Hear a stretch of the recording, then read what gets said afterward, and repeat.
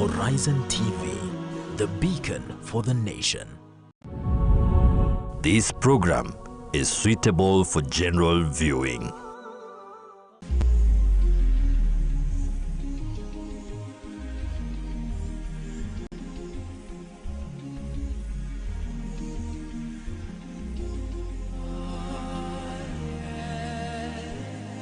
Bismillah ar-Rahman ar-Rahim. Assalamu alaikum wa rahmatullahi wa barakatuh. Welcome to Live Real Talk. And tonight I won't give a global intro per se, because you have a lot that we need to decipher when it comes to our topic tonight. And we are talking about the effects of mirror, psychosocial effect of mirror, looking at the legal aspect, parameters, what has happened recently. And we need to understand this matter. It is a hot topic. We discussed about it 2 weeks back, but again, we could not decipher well given the time constraint. Even tonight, I doubt, highly doubt, we are going to finish this conversation. It is something that we need to keep on going. I mean, people have written books, and one of my guests tonight here, Dr. Sheikh Rashid Ali Omar, has written a whole thesis when he was doing his PhD about this thing, and we are going to hear about it tonight. Micah Langat, my other guest from KIPC, that is the Kenya Institute of Psychology and Professional Counseling.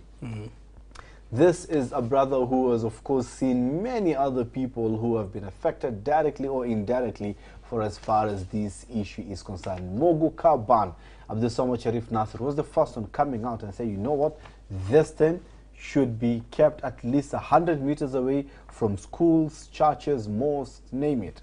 That's what he said. Later on, he said, you know what, we've consulted, we are banning it in totality. We are banning it from the transportation, accessing, and even selling in this county. A move that was followed by Kilifi governor, that is Gideon Mungaro, and of course, Taita Taveta followed suit thereabout by making the announcement. The president pronounced himself, coming out and saying this is a cash crop after meeting leaders from Meru and Embu counties. Thereafter, court suspended the ban. Now, we need to understand all this put together. And my guest, as I told you, Sheikh Rashid Ali Omar, who is a doctor actually, and Micah Langat. Welcome, gentlemen. Sheikh Rashid Ali Omar, now just digging deep into it because of time. We don't have the luxury to start playing around. Now, the legality of Mira, whatever is circumventing this whole topic. When the president came out, I mean, it was very open from the press release what was mentioned, that there is actually an act, and he said we cannot ban it, but the best we can do is to come up with the regulations to guide the sale and the consumption of mirror. Later on, we saw the court coming out and suspending the executive order number 1 from the Mombasa County that came out to ban mirror in Muguka, in its entirety within Mombasa. I don't know what's your take on that. Help us to understand this from your experience of the laws of the land. You have been the deputy chief Kadhi of this country, so you've interacted well with the law of this country, talk of the constitution, the acts and all that. You understand more than us. Help us understand and breaking down this whole concept of the legal issues surrounding mirror, please. Bismillah ar-Rahman ar-Rahim. Alhamdulillah wa salatu wa salam ala man la nabiyya ba'dahu amma ba'd. Thank you very much, Faisal. The legal aspect, actually, there is an act, Crops Act on Mirror of 2013. Whereas when we talk of act, is legislative in nature. Okay. Then we have its regulation, which is the current one was last year, 2023. Yeah. There was the regulation which has been made on this mirror and the issues. Now, the aspect of mirror being legal as per Kenyan law, it is legal. Okay. But now, does it make that something just being made in the parliament? The way they are put, does it make actual legal? Because the legality should be something which has been pronounced and taken to the societies, so that all the people, because the law is being made for us. Yes. Once the law is being made, it means that the law should guide to your positivity. Any law Scientists have come out and challenged this law actually being discussed and made in Parliament about the legality or the non-legality of this drug, whether it's a cash crop or it's a drug, it should be classified as a drug. NACADA has published it as a drug, classified it as a drug. John Mutudo is on record saying that this is a drug and talking about the cathinol effects of it. Professor Karama, who has served at Kemri for a very long time, has come out and say, from the many researches that we've done, this is a drug. I'm sure you've also touched it on your thesis that there is something about it. There is no doubt about it being a drug. Okay. And being a serious drug. Okay. That is why the Western world has actually, after looking into scientifically into it, they have banned it. Norway, Sweden, Italy, all the Gulf Gulf countries, they banned these things because it has been found that it is harmful to for human consumption. Okay.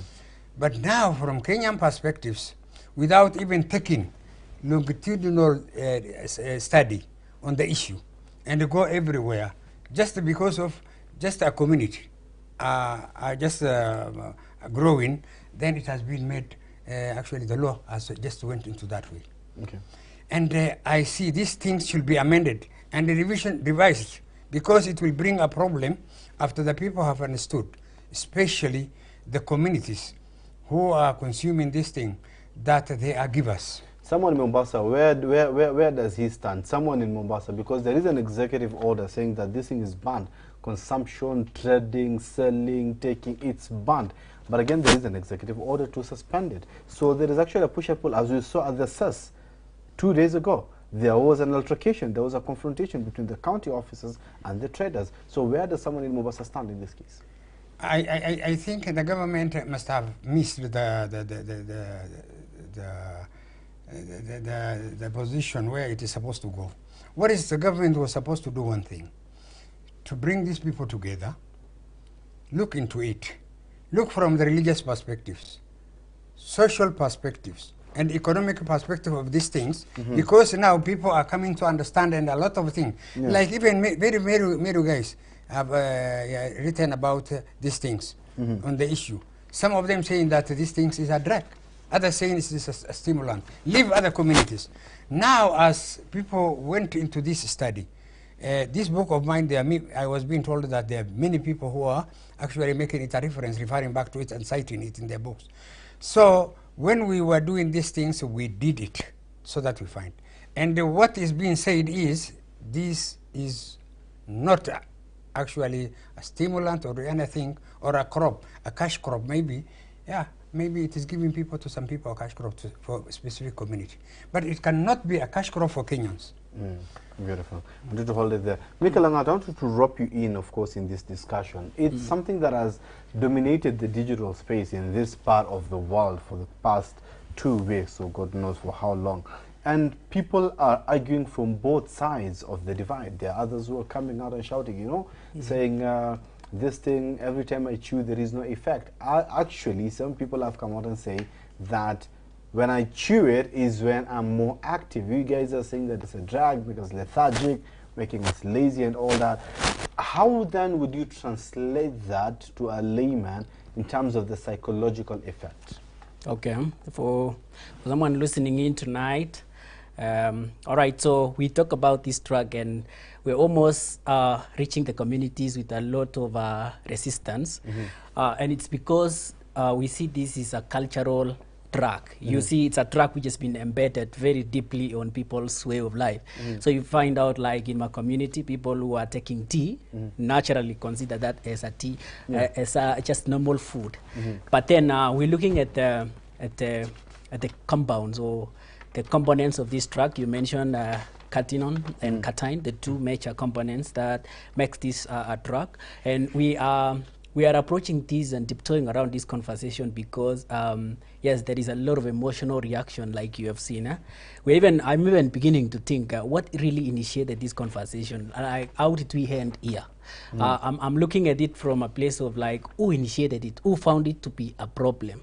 I think we need to answer that question. Like, how did we end up here where the president overlooked the law and jump right into the conclusion and run with it to say that this is something that needs to be banned. So now you've asked me. I look at it, so the two components, and you mentioned about the people's way of understanding. So this is a drug that the two components we mentioned, catinone and cation, it takes 30 to 60 minutes to be ingested.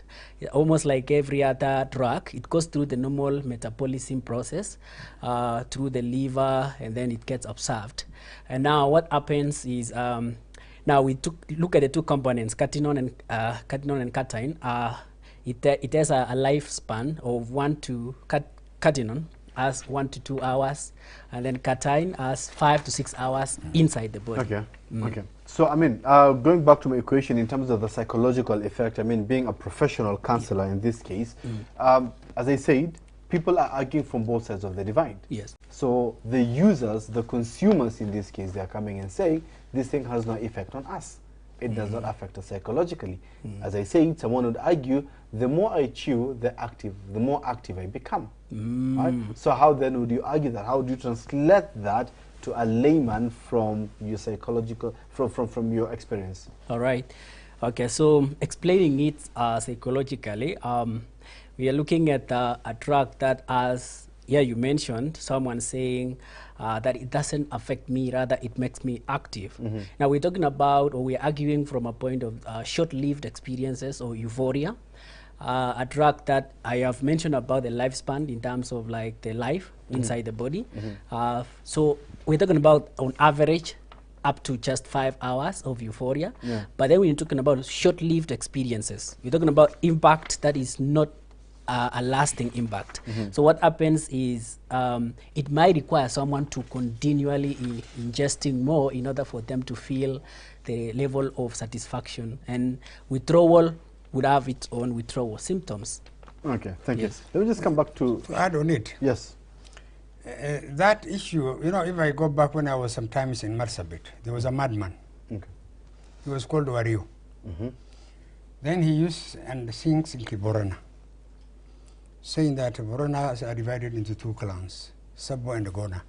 Then he said, Boran, Sabo, Gona, Mira, Egada, be careful of Mira. You eat in the night and you are just like a lion. And when the morning reaches, you become like a cat. This is a madman telling you that way. And then you wonder, the way he has said, somebody sitting at a point for 10 hours. Chewing. It is not only this drug that makes people feel elated and all these things, and with high. The gratification and all that. We have cannabis, we have other things which are there, which is burnt here. And this Bombay now is being burnt for what? Because it is a harmful drug. I'd like to bring you in on this. Unlike many other drugs, talk about Khat and Muguka, this is one drug that shockingly, from your research, looking at 10 to 20 years people, we have 14.3% people who are consumers of this mirror. One of the most shocking things is that 1 in every 28 Kenyans aged between 15 to 65 years is a consumer, according to research. Yes. Why would this number be this high? And the most shocking one, as I said, is between the age of 10 to 20. I mean, the age of 10 to 20 is taking place, and now really in the field. You know, what is in the field is different from what is outside. It is a scientifically proved that we found some young 10 children collecting the leaves after their fathers chew it. They hide there and they chew it. How old? 10 years. That you saw? Yes. Oh, you just collected the data by spreading the questionnaire? I went to Isli, and I spent there for 2 weeks, and going down to the dens, and then I was being, actually after I was being informed, I went to the house, and then they requested me. The father actually is away, he went out, and what he has left, he had left out of the leaves. The child got it eaten. And that is the way he is initiated to the Mira chewing, and until he becomes. From there, and it is very clear that Muguka, because of it is cheap and it is availability, more than the others. You can get 50, you can get 20. So anybody can buy. It's affordable. And that is why it is the highest in consumption. Wow, it's crazy. It's crazy. Social effects could not be ignored, cannot be ignored, must not be ignored. We have seen the Mombasa legislators, the Mombasa political leadership coming out. We've seen the Mombasa scientists, Engineer Ahmadi, coming out and say this thing is affecting us. They come out and say that this is really affecting families back at home. From your research, again, the data that we collected, among many of the data that are outside there, 44.48% of the consumers are married. That's what we found out. 2.687% are the ones that are widowed. So if divorcees or widowed, they are divorcees. Widowed. Divorcees, you're looking at 6.866%. Yes.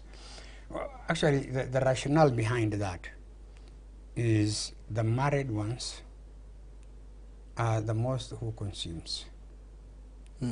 Why do they consume? They find that actually they have reached somewhere at the standard, the class they have reached. And because they have been initiated by their married friends. And that is why you find most of them are not at their homes.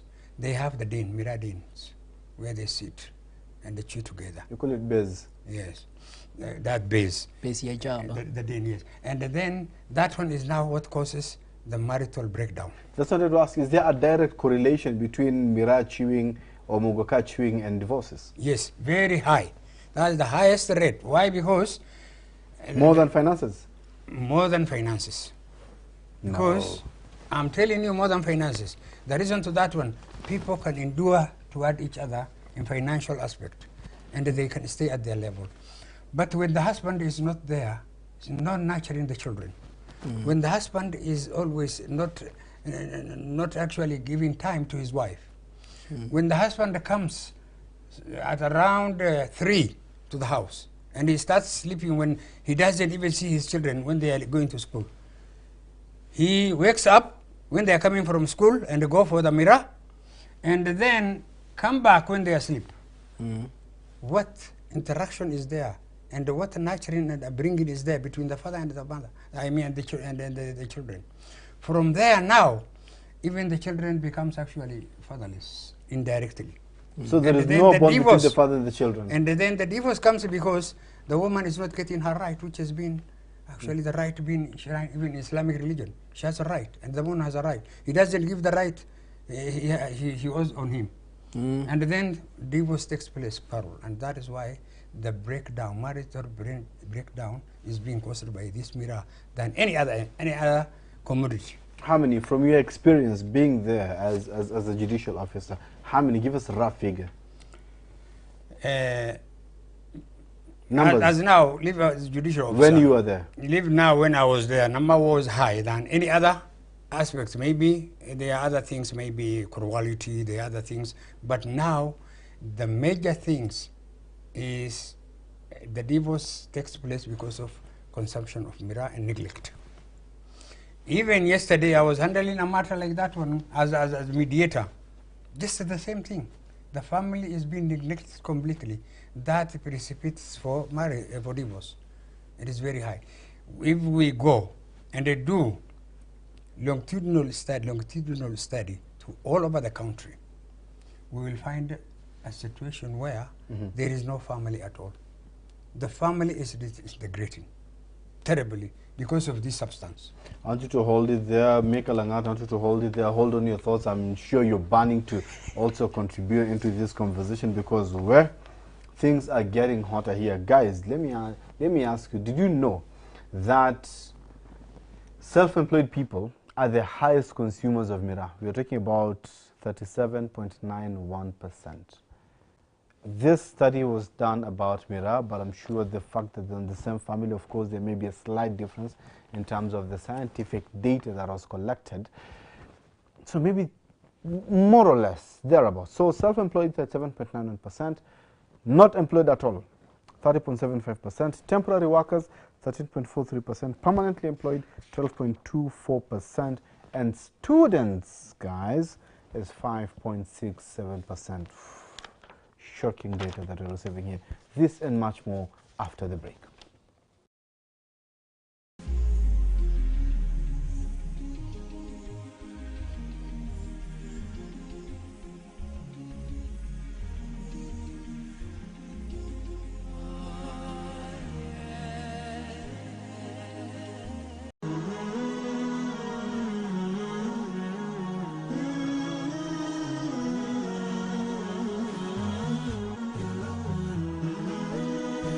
Horizon TV, the beacon for the nation.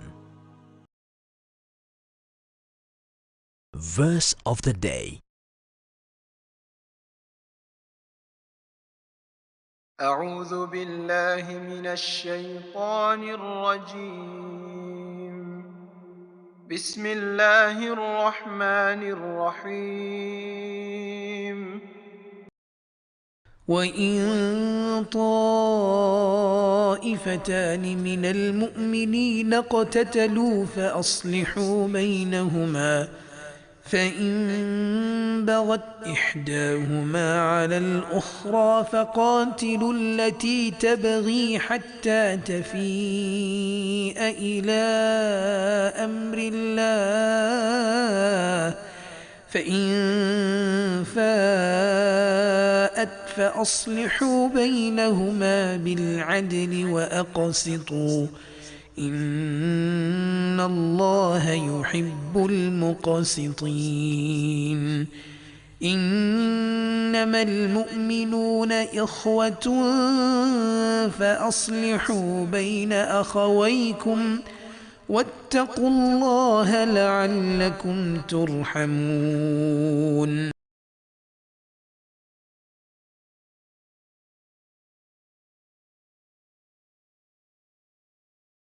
Are you looking to stay informed about the amazing stories within the Muslim community? Do you want to hear inspiring stories and insightful discussions about faith, culture, and current events? Tune in to the Muslim Insight, your weekly news updates where we tell you stories that matter to you. The Muslim Insight, informing, inspiring, every Friday from 8 a.m. with me, Zamzam Ahmed.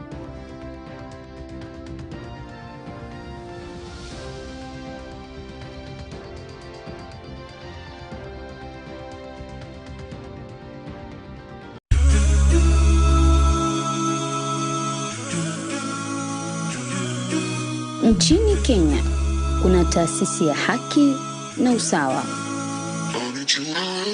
Kwa miaka na mikaka, mahakama ya Kadhi imekuwa nguzo kuu ya kutoa suluhu za kisheria bila kujali misingi ya kikabila, rangi, utajiri au maskini. Mahakama hii inahakikisha wote wanapata haki, usawa na hadhi. Ungana nasi katika kusherehekea mahakama ya Kadhi kama ishara ya matumaini na haki katika umma wa Kiislamu.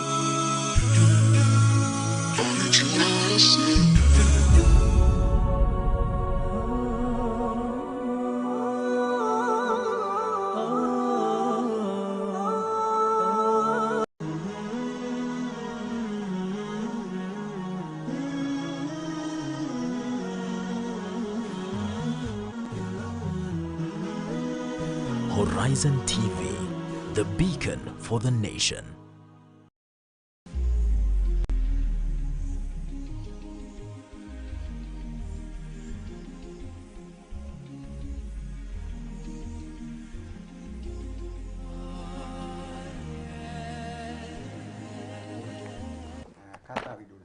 Thank you. Thank you so much for keeping it Horizon TV. Welcome back. We are talking about, as I say, it is very intensive topic. It's a lot. To unpack it, need like a whole day conference, even 2-day conference, or even a whole week seminar to just unpack this thing and looking into the different aspects. Micah, talking about alcohol, talking about cocaine, coming from popper, talking about cannabis sativa, talking about all these other drugs, there are reasons that may be driving an individual to an extent that they want to consume it. Someone like an alcoholic would come and say, I was introduced to it through social and cultural events. Someone who is a consumer of cannabis will say, I was introduced to my social circles and I was going through a lot. So I was told, you know what, with a few puffs of this one, then all your problems will fade away. So basically there's always a reason, one way or another, that would push these people into that. So when you're talking about the consumption of khat, and the whole objective at the end of the day is to try and see how then do we help the consumers to come out of it? How do we try and repair the community that has been torn from the consumption and the spread of these drug in the society, right? So, in that case, looking deeper into the problem, what then have you established as the main cause of people who are consumers? What is the main reason for these people to consume this drug? All right, so I'm commenting on the entry behavior, the way in which people are initiated into this drug. And it's no different than alcohol and other drugs. We're talking about that drug, so that means it's associative behavior. Yeah. And so it is very much, I think the leading entry behavior aspect is culture. It's a very cultural problem. Yeah. As we have looked, previously we were trying to ask ourselves a question on, is this a global problem or a Kenyan problem? And we found out that this is a Kenyan problem. It is very deeply rooted on the culture. Yeah. And another reason why I would also say the entry behavior is easy for most people, especially those who are associated in one place. I know Daktari will comment on the time factor. Yeah. Yeah, Daktari will comment and he will mention to you in his research, he found out that people really have to spend time chewing this mira and a lot of time. And so I have seen a very close relationship between time and mira. So what that means is that people are looking for social investment. Okay. Someone is looking for a place where they can call home. And so when you find yourself trying to belong, so you end up like being initiated so easily. And then another thing that I think most people will argue in favor of that is the fact that it's less threatening. You see, this drug is less threatening. It's not like punk. It's so easy because it's in our communities. It's so easy to try. Yeah, and so like the way you found the statistics about children being initiated as early as 10 years, is because it is just around within accessibility. Accessibility as well. So is it the curiosity that may be leading people to that? Yes, and curiosity versus it's easy to try. But again, you have people who are older and they are really consuming. I mean, the largest percentage are people between 30 to 40 years. Looking at 65%, if I can confirm the figures, 65% are the people who are between the 30 to 40 years. Yeah. So what then will you say about them? Is it still curiosity? For them, it's not curiosity now. It's about Actually, time sorry, and social influence. I need to correct that. 21 to 30 years, 45.1%. That is the highest, followed by 31 to 40 years, 27.8% of consumers. Then what did you say about that? Yes, you have noticed that more young people are into it, right? Yes. It's about sense of belonging. You see, most of the people are going through identity crisis. They want to belong. And I believe that will be also another contributing factor on young people and the sense of belonging. Young people, they really thrive when they belong. And I believe Dr. will also have some comment on the same. When young people are accepted, sense of acceptance, it's really what is contributing to them being in a particular group, the place you're calling it pace. Yeah. Doc, when moving around, collecting data and doing the research, did you speak to the consumers? Yes, that is what we were getting, and especially the consumers were actually, there are two data, qualitative and quantitative. So you spoke to them directly? The one we were speaking to them was the qualitative. That is the focus group discussion and the key informants. These were the ones whom we were talking to them directly because of. But the others, there was a questionnaire which was specifically prescribed for them. And sometimes we tell them, write on it, and we talk to them sometimes, those who are chewing mirror, through observation. Through observation, we observe how their behavior is, how does it change when they start, and when they are at one level, how do they behave? Because that one is, they have a alertness, a lot of talkativeness, that paradigm shift happens to their body and their speaking ways. That means that there is a substance that which is against their normal standard. And so there's an altercation of their status quo. Yes, and even the way their eyes looked into, you will see that they have something that they call it mydriasis. Mydriasis, the eyes change, becomes they big, pop, and all these things. So you wonder, if this is a natural and a normal substance, why do this person becomes a changed person in fact?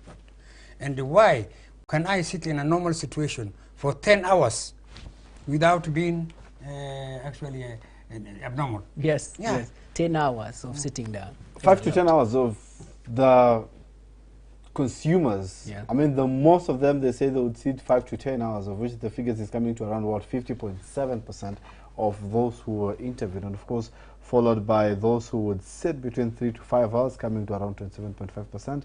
The shocking one is actually people, 13.7% of them would sit for more than 10 hours to sit and just to chew. Yeah. Yes, and that is why the first thing I told you that in the night, all the night, they have changed the night to a day. Because Mira is not generally daytime. They start from evening time to the night. That means, and then there is this issue of insomnia. Whereas they don't sleep. That means that people, when the other people, normal people wake up in the morning for maybe prayers, or maybe even for they go for preparing for the job, they are asleep. That's the time they sleep in sleep. So they become actually useless. Or they actually may experience sleep paralysis. You know, you could be operating a machine and then sleep just comes to you and it's dangerous. Yes, and that is what happens. And that is what causes now why I was seeing the bishops and the sheikhs were actually shouting and saying that our children are already, was it last night? Yes, I saw it. And still on that, when you're commenting on that, I'm trying to marry two things. So one here, once you say that 1 in every 28 Kenyans aged between 15 to 65 years are consumers of miraa. Yes. And you're looking at the high percentage being the people between 21 to 30 years, coming at 45.1%, right? And again, another here, looking at their level of education, the highest level of education of these people who are consumers, 39% of them are high school dropouts. Yes, Like the highest level of education is secondary. yes, The ones who've gone all the way up to primary at 24%. yes. Non-formal education is 8.6%. So what then does it speak to our future when this is the caliber of the young men that we are having right now? How then does it translate socially into the future? That is why we are saying, and the fear of those people, let us say the counties and the professionals, is that the next generations, maybe the next 2 generations, will not have a healthy people. They will be redundant, they cannot work, and that is what is going to happen. And what we are fearing is the future, because the law is supposed to protect the future and the youth who are going to take over the succession from us.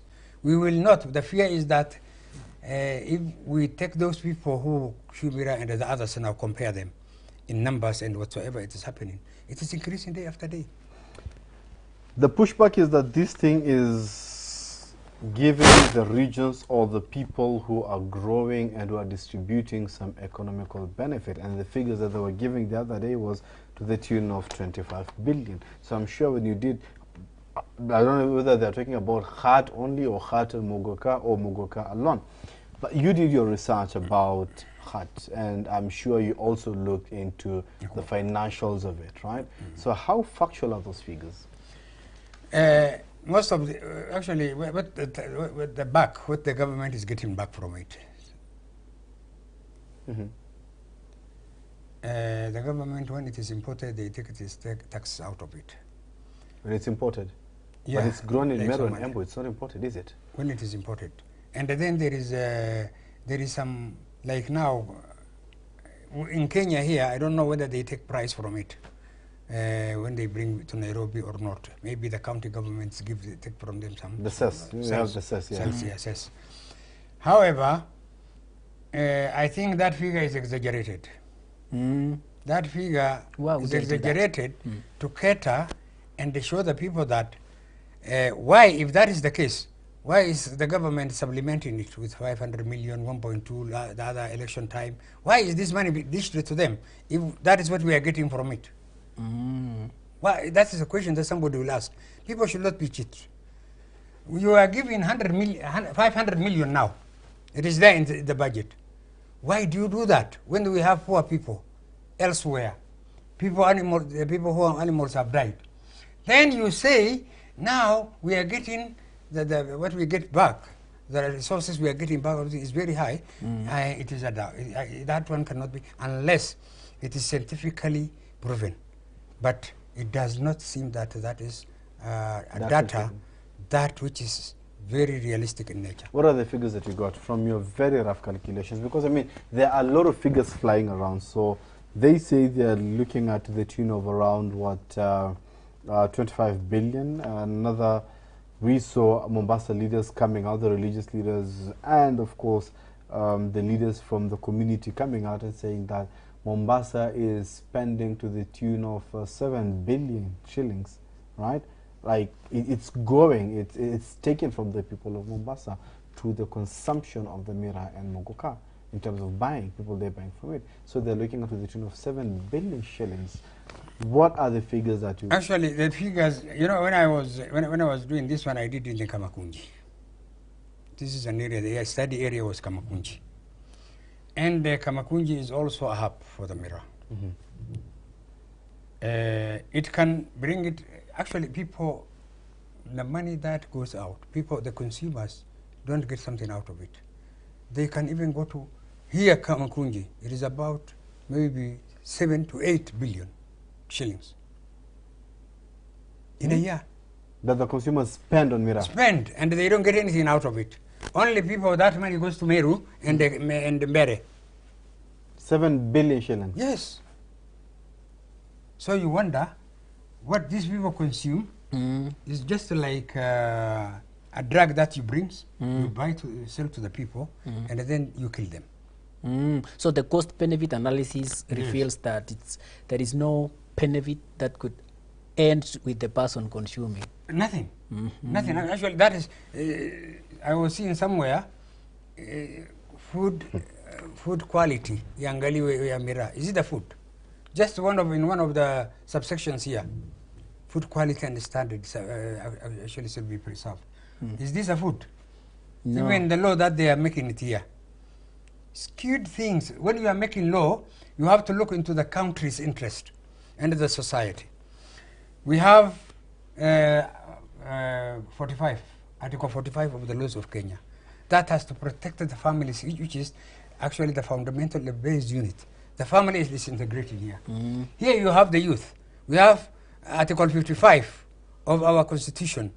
D says that the youth should be protected from the harmful practices, cultural practices. This is a culture which is harmful. The government is again supporting it, saying that you die, all of you. We are increasing and supporting the harmful, which is wrong. Yes. And then you, at the end of the day, without a scientific, scholarly proven data, you say, I hereby actually support because the Meru people come to me. I think that is unfair to the country. And we have some now still, they are the two counties, but other counties are also coming out. Now Wajir have already taken a petition to the county assembly. Garissa may follow. So this is a country, the country will become in a dilemma, legal dilemma, unless something is being done and the people are brought together and this thing is being looked from actually the interest of the community, which we are making law for it, not a specific law for it.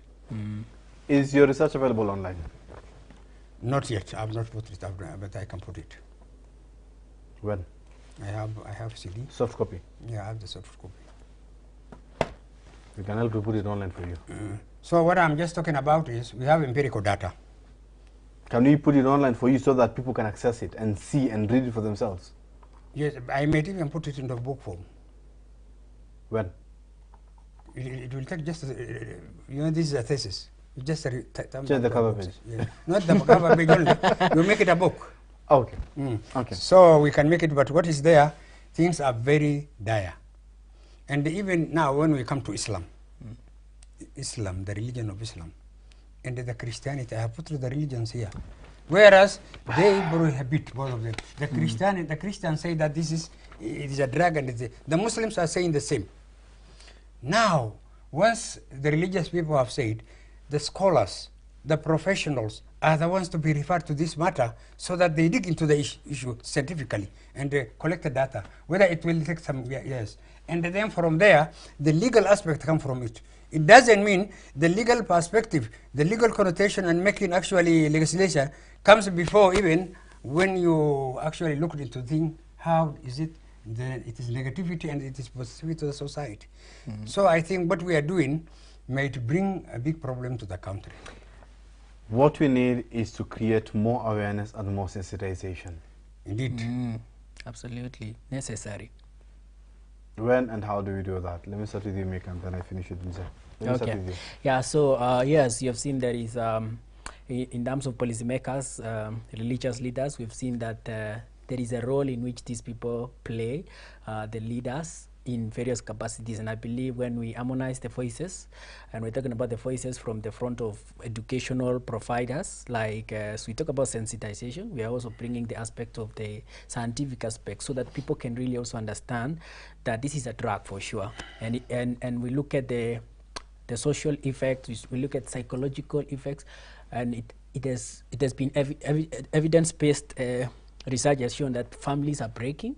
And so when you look at it, I think the voices from the society, from policymakers, from the government, all the way to education providers could also provide a valuable insight into this matter, contributing. And I think the reason the reason why I would talk about that is because just the way we are winning on mental health front, we are talking about a concept which is also very much ingrained in the mental health conversations, because you didn't get a chance to hear from me. I could have shared with you about how this drug can, together with co-occurring conditions of mental health like depression, psychosis, or even anxiety attack, they really it exacerbate or brings the mental health condition, which it could have been less threatening to becoming devastating level, debilitating levels of anxieties and panic attack and other mental health disturbances.